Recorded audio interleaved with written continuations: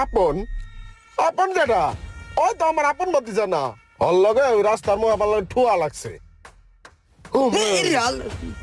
বন্ধ পোলা পাইন, তুই আমার দেহস না, তুই আমার লগে মুস্কারি করতেছ। আরে কাকা, আপনি কি আমার তালই লাগেন? আপনি হলো মুরব্বী মানুষ, আপনার লগে কি মস্করা করেন যায়? আমি ঢেক্কাটা ইচ্ছা করে দেই নাই। আপনি তো আমার বাপের বয়সী, আপনারা দেখলে আমার বাপের কথাই মনে পড়ে। কাকা, আপনি আমার ভাতিজা সই দেখেন, আপনি তো আমার কাকাই, আপনি আমার ভাতিজা কই দেখেন।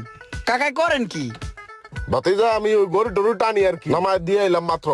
কাকা, আমি একটা পাগলা গরু দেখছি, দেশি গরু তো অনেক বেতাল করে। আপনি গরুর একটু চেক টেক দিবেন, দাঁতছে কিনা, দেশি গরু তো ঠ্যাং ম্যাং ঠিক আছে কিনা একটু দেখবেন, দেখে খালি গরুটার নামাই দিবেন।